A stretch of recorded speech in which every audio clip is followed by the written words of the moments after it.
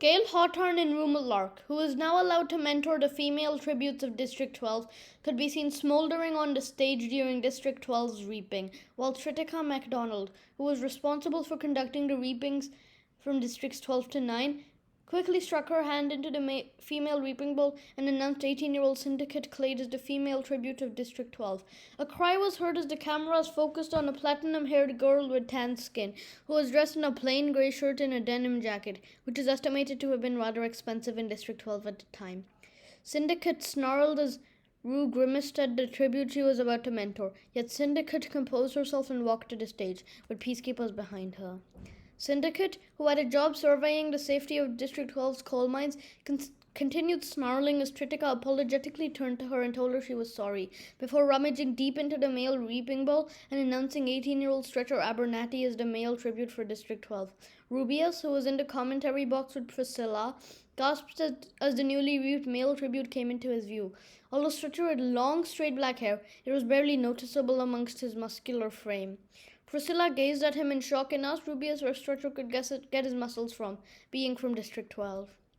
Stretcher was in fact known around the district as a helpful young man who had worked as a medical technician in the Malark Children's Hospital and operated the heavy machinery all around the hospital, which had built him well.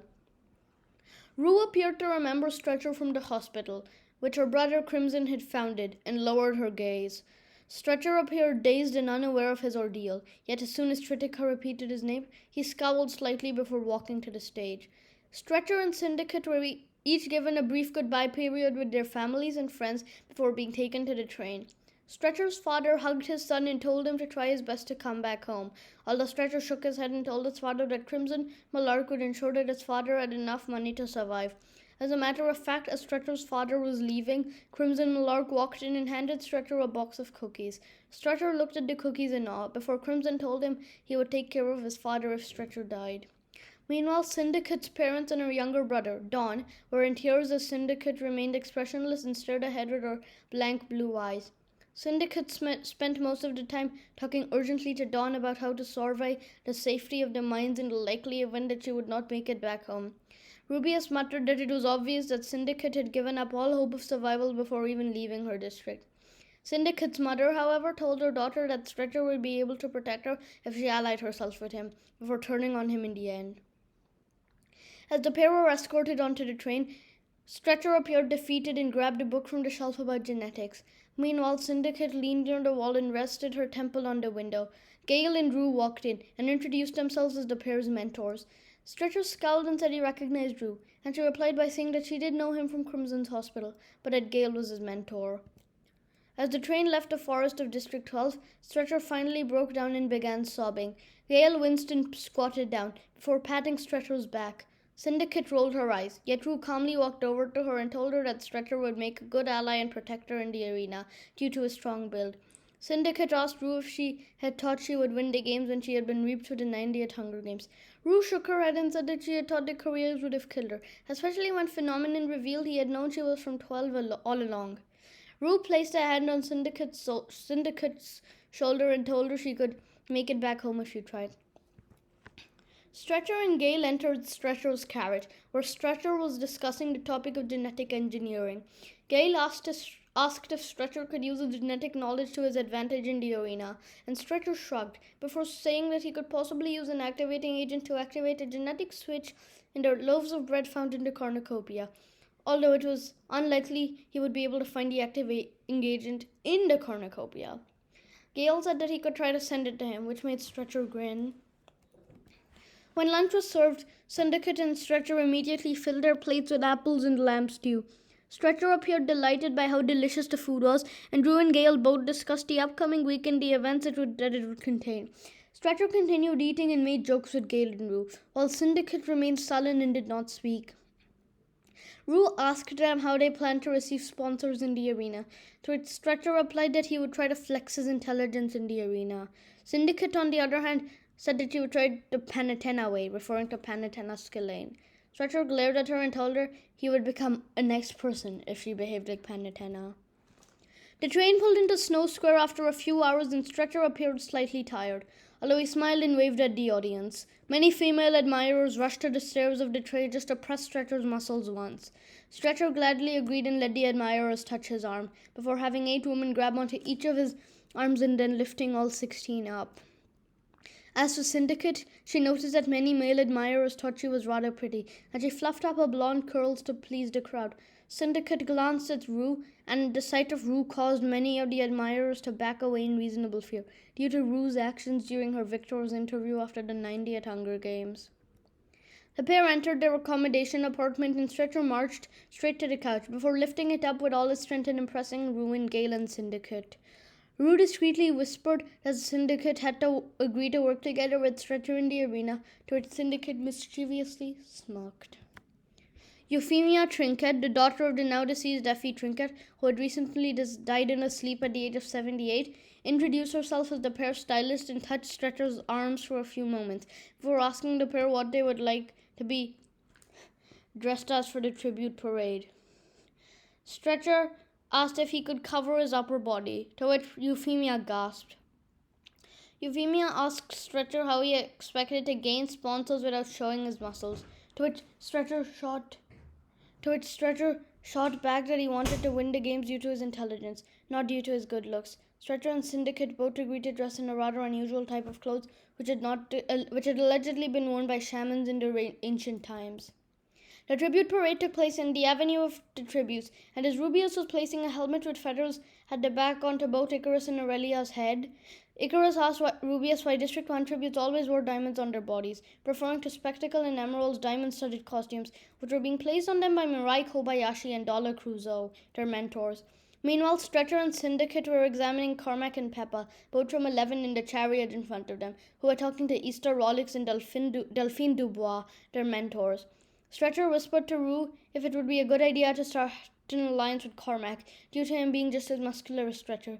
In the chariot in front of the District 11 tributes, Tob and Alejandra, both from 10, were having a physical altercation with Casco Astriana, who is the sole mentor of District 10 following Michele Onassis' demise in 114, in which Tob was wrestling with Casco and had to be separated by guards. Samsonite and Solara, both from 5, were given the title of Anderson Fashion's Best Dressed for the first time in District 5's history since the reclamation, due to the large light-studded outfits Lynette Laurier had ordered for them to be dressed in. When the pair were halfway through the avenue, the lights began changing color and drew most of the crowd's attention to the District 5 tributes, which caused Anderin Anderson, the editor-in-chief of Anderson Fashion, to give the pair the title of Best Dressed. Icarus was met with cheers of shock as he entered the avenue with Aurelia, which caused him to shout "Dalton" at the top of his lungs. This was met by both cheers of "Dalton, Dalton, Dalton," and caused Icarus to raise his hands with his metal shield in the air. As his costume showed his upper body, many female members of the audience gasped at Icarus's good looks and solid build. Aurelia glanced at Icarus in annoyance before waving to the crowd with her hands. Although it is suspected that Icarus, being a capital citizen, played a role in this, the pair from District 2 were awarded an honorable mention in Anderson Fashion. As for Syndicate and Stretcher, many audience members gasped at Stretcher's muscles, yet he ignored them and stared intently at Icarus, who was still shouting "Dalton" as loud as he could. Syndicate groaned, yet she continued waving, although the crowd did not cheer for her, due to their shaman costumes being rather ancient. Syndicate and Stretcher attempted to raise their hands together, but it seemed to be rather awkward for the pair.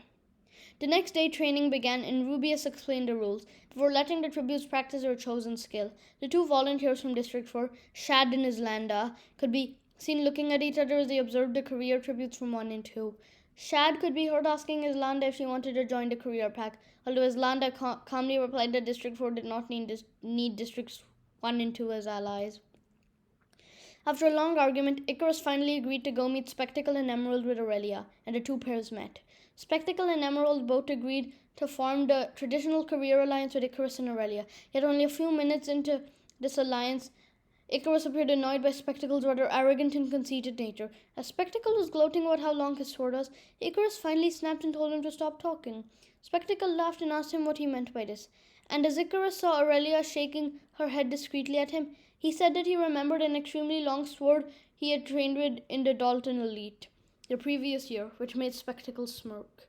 Syndicate and Stretcher spent most of the first day at the medical station performing a simulated surgery on a robot. Syndicate, who had no medical experience, spent most of the time watching a stretcher remove a fraction of the robot's skull to relieve pressure on the brain. Carmack and Peppa, the tributes of District 11, observed as the tributes from 12 from the obstacle course, until Carmack finally decided to march over to the pair. Syndicate yelled at Carmack and asked him what he wanted from them, which caused the four careers to smirk and turn around. Stretcher told Syndicate to stop talking, and Carmack smiled at him, before asking for an alliance with the pair. Syndicate gave Carmack a very measured smile, yet Stretcher immediately replied that he would be pleased to have an alliance with Carmack and Peppa, as long as Carmack taught him how to use a sickle, which was common in District 11. Icarus then asked Rubius if he could fight a tribute in the wrestling ring, and Rubius examined all the other male tributes, before pointing at Shad. Shad yelled in shock as Spectacle began laughing and started to drag Shad to the wrestling ring, yet Rubius warningly pointed his taser at Spectacle, which caused Spectacle to let go of Shad. Rubius then told Shad that they did not have all day, and Shad begged for mercy, which made Icarus snarl. Shad eventually entered the ring, and he had barely taken a step before he was tackled and brutally beaten by Icarus, who, once he was finished beating Shad, asked him why he had even bothered volunteering for the games. This fight was observed by Aurelia, who smirked, before working at the archery station and firing arrows with Emerald. After his defeat, Shad appeared extremely upset and humiliated, and could be seen trying to hold back tears as he worked at the trident-wielding section. Icarus cheered out after defeating Shad so easily, before asking Rubius questions about who he should kill first in the arena. Rubius discreetly told him to betray the tributes from District 1 as early as the third day of the games, as well as to target the 12s. Icarus looked at Stretcher and Syndicate, the latter of whom was watching Stretcher lift medicine balls and throw them as far as he could, in order to impress Carmack. In return for this display, Carmack took Stretcher to the sickle station and showed him how to slice the neck of dummies.